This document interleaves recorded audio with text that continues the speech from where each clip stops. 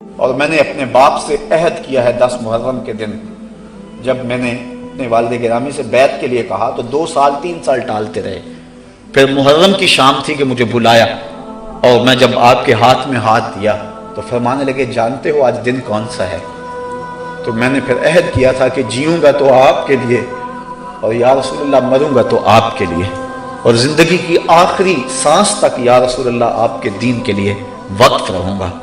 اور الحمدللہ مجھے فرمانے لگے کہ طمع نہیں کرنا، اگر کوئی محبت سے پیش کرے تو منع نہیں کرنا، اور جب پھر لے لو تو پھر جمع نہیں کرنا۔ یہ ساری زندگی میں رات کو آتا تھا نا جب درس قرآن سے، کبھی بھی ایسا نہیں ہوا تھا کہ میں ابا جی سے اجازت کے بغیر گیا ہوں۔ آج میں پہلی مرتبہ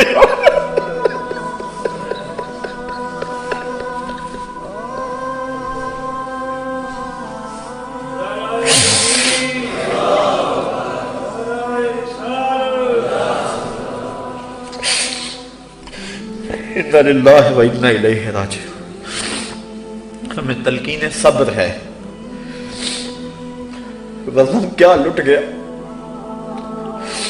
کسی کا باپ فوت ہو جائے تو کتنا دکھ ہوتا ہے، کسی کا استاد فوت ہو جائے کتنا دکھ ہوتا ہے، اور کسی کا شیخ چلا جائے دنیا اندھیرا نہیں ہو جاتا، اور جس شخص کے سارے رشتے اکٹھے چلے جائیں۔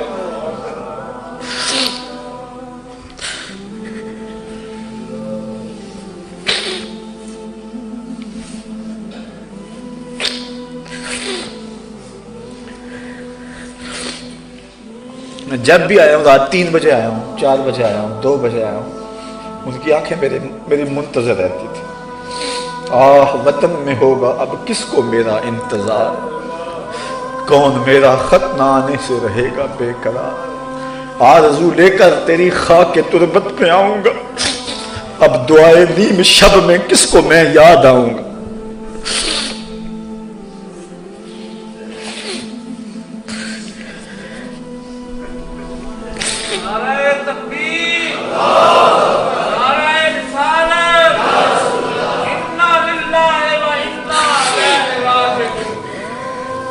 حیف در چشم زدن صحبت یار آخر شد، روئے گل سیر ندیدم و بہار آخر شد۔ تو میں بات کر رہا تھا ان کی تربیت کے حوالے سے کہ میں جب آتا تو ان کی آنکھیں میرا انتظار کر رہی ہوتی، اور میں ایک حدیث حضور علیہ السلام کیا کہ جب اپنے والدین بڑھاپے میں چلے جائیں تو ان سے ایسی باتیں کریں کہ وہ خوش ہو جائیں۔ تو میں آ کے زیادہ خدمت تو ہم نہیں کر سکے، تو میں آ کے ان کی ٹانگوں پہ پاؤں پہ ہاتھ رکھتا، تو 2-1 منٹ کے بعد ہی مجھے کہتے کہ چلو تھکے ہوئے سو جاؤ، تو میں جا کے سو جاتا۔ میری والد گرامی کی چارپائی کے بالکل ساتھ چارپائی تھی، میرا یہ خیال ہوتا میں ان کو نہیں دیکھوں گا، ان کی نگاہیں تو میرے اوپر پڑتی رہیں گی۔ تو میں نے کہا اچھا آپ ایک دن ایسا ہو، میں نے کہا پہلے آپ سوئیں، تو کہتے ہیں ٹھیک ہے۔ یہ تقریباً 6-4 ماہ کی بات ہے۔ تو میں چارپائی کے اوپر جھکا ہوا، تو میں نے کہا پہلے آپ سوئیں، کہتے ہیں ٹھیک۔ میں نے کہا ابا جی آنکھیں بند کریں، ابا جی آنکھیں بند کر۔ اب میں خاموش ہو گیا، ابا سمجھے کہ چلا گیا۔ آنکھیں کھولی تو میں کھڑا تھا تو جلدی سے آنکھیں بند کر لی، تو پھر ہنسنے لگے اور آنکھیں نہیں کھول رہے اور ہنسی جا رہے کہ میں کھولی اور یہ سامنے۔ اس کے بعد تھوڑی دیر کے بعد پھر آنکھیں کھول لی، تو میں نے کہا آپ نے پھر کھول لی؟ تو رو پڑے، کہنے لگے تجھے دیکھنے کے لیے کھولی۔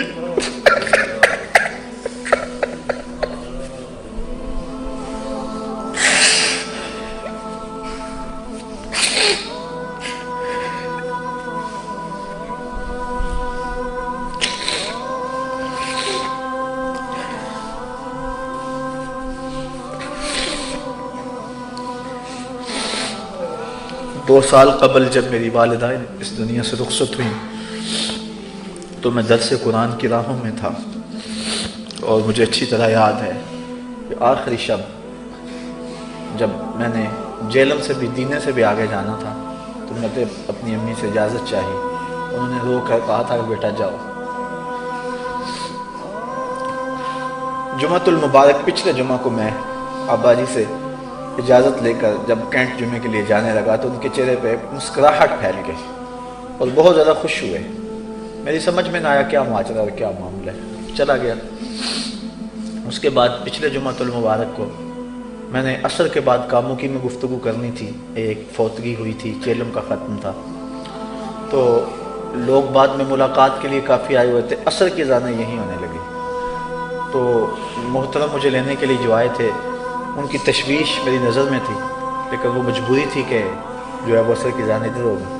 تو میں اپنے معمول کے مطابق میں نے کہا آپ گاڑی میں بیٹھے، میں ذرا گھر سے ہوں، اجازت دیں. تو چارپائی پہ لیٹے ہوئے تھے تو آخری ان سے میری وہ ملاقات ہوئی. فرمانے لگے خیر نل جاتے خیر نل. میں چلا گیا لیکن طبیعت میں اداسی تھی. 3-4 لوگ میرے ساتھ تھے، یہاں بھی اب موجود ہیں، میرا وہ سالبان بھی. جب ہم راستے نثر پڑی اور اس کے بعد جب ہم امن آباد سے نکلے تو سورج غروب ہو رہا تھا. ایسے میں جیسے میرا دل ڈوب رہا ہے، پتہ ہی نہیں تھا کیا ہونے والے. تو میں نے ان سب کو کہا، میں نے کہ دیکھو کہ جب سورج عصر کے وقت پہنچتا ہے تو کتنی جلدی غروب ہو جاتا ہے. اور ایسا درد تھا اس سورج میں، کوئی پیغام دے رہا تھا جو ہم نااہل لوگ نہ سمجھ سکے. شاید اس کا پیغام کچھ سمجھنے والا ہوتا تو وہاں سے پلٹ آتا. لیکن میرا یہ مقصود تھا کہ جب میرے والد گرامی کی آخری سانس آئی تو اس وقت میں درس قرآن دے رہا تھا. میرے مالک، زندگی میں نے جو بھی کمائی کی، اگر تجھے کوئی قبول ہے میں سب کچھ اپنے باپ کے نامہ اعمال کے سپرد کرتا ہوں. اے اللہ ان کے درجے بلند فرما دے. آپ نے کہا تھا میری قبر کچی بنانا اور میری تعریفیں نہ کرنا. یہ جو باتیں کی ہیں یہ اذکروا محاسن موتاکم، حضور نے فرمایا اپنے فوت شدگان کی اچھی خصلتیں اور خوبیاں بیان کرو. یہ اس کے تحت میں کچھ باتیں بیان کی ہیں. اللہ تعالیٰ انہیں اپنے جوار رحمت میں جگہ دے. اکیلا میں نہیں، زمانے نے دیکھا کہ جب ان کا جنازہ اٹھا شہنشاہ ہفت تقلیم کو بھی وہ اعزاز نہیں ملا ہوگا جو میرے باپ کو ملا تھا. ہر دل دکھ سے بھرا تھا، ہر آنکھ پر نم تھی. اور اس وقت جب جنازہ اٹھا تو میں اس ڈر سے کہ کہیں واویلا پیدا نہ ہو جائے اور شریعت کی کوئی حد نہ ٹوٹ جائے جس پہ ساری زندگی میرے باپ نے پہرا دیا، کہیں اس کا نقصان نہ ہو جائے. ورنہ میرے دل میں بات آ رہی تھی کہ میں بلند آواز سے کہوں کہ لوگوں دیکھو میرے پیا کی بارات جا رہی ہے. اور ایسے ہی منظر تھا. اور اقبال کا وہ شعر، اگر آپ جس نے میرے شیخ کی زیارت کی ہے، اقبال کا وہ شعر اور پھر اس زیارت کے منظر کو سامنے لائے کہ اقبال نے کہا تھا نشان مرد مومن باتو گوئم چون مرگ آئے تبسم بر لب اوست. تجھے اللہ کے بندے کی نشانی بتاؤں، جب موت آتی ہے اس کے چہرے پہ مسکراہٹ پھیل جاتی ہے، چونکہ وہ اپنے یار کو ملنے جو جا رہا ہوتا ہے. تو وہ مسکراہٹیں آخری دم تک ان کے چہرے پہ رہی.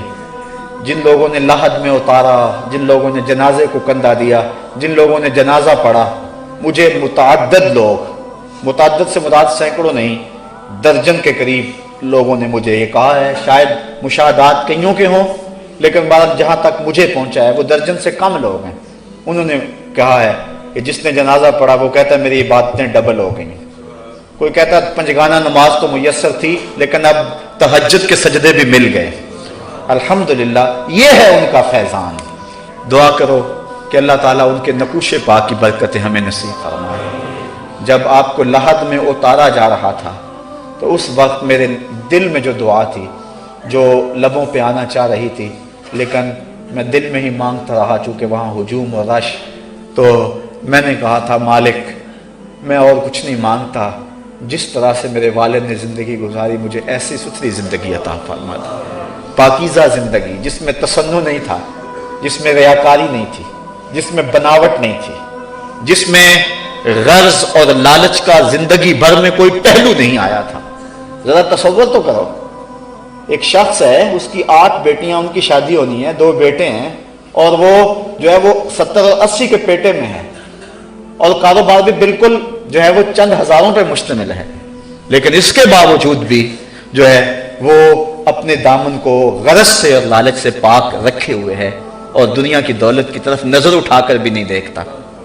اپنی حویلی بیچ لیتا ہے، اپنی بھینسیں بیچ لیتا ہے، سب کچھ بیچ لیتا ہے، اور کبھی جو ہے وہ اس حوالے سے ان کے دل میں کبھی کوئی بات تک بھی نہیں آئی تھی۔ اور مجھے ایک دن جس کے لیے میں بات سنانے لگا، پھر بات دوسری سمجھ نکل گئی کہ میں رات کو آیا، میں ٹانگیں دبانے لگا تو مجھے کہنے لگے کہاں سے آئے ہو؟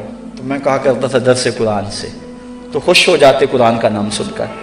تو مجھے پھر فرمانے لگے کسی سے کچھ لیتے تو نہیں ہو، مانگتے تو نہیں ہو؟ اللہ اکبر۔ میں نے کہا ابا جی آپ کی تربیت کا اثر ہے، کبھی دل میں بھی نہیں آیا۔ یہ اللہ کا فضل ہے، اتنا آسان کام نہیں ہے، بڑا مشکل کام ہے۔ جب ضروریات منہ کھولے کھڑی ہوں اور حالات کا جبر اور مہنگائی کا طوفان ہو تو اس وقت جو ہے وہ یہ کام بڑے مشکل ہو جاتے ہیں، لیکن ہمارے سامنے ان کی زندگی ہے۔ انہوں نے انتہائی کٹھن حالات کے اندر بھی جو ہے وہ اس معاملے کو جو ہے وہ رکھا، اور شیخ طریقت اور پیر کامل کا جو اصل روپ تھا اور وہ جو حجازی فقر ہے جس کا تصور اقبال نے پیش کیا، اور مرد درویش کی جو علامتیں پیش کی ہیں، ہم نے وہ ساری علامتیں اپنے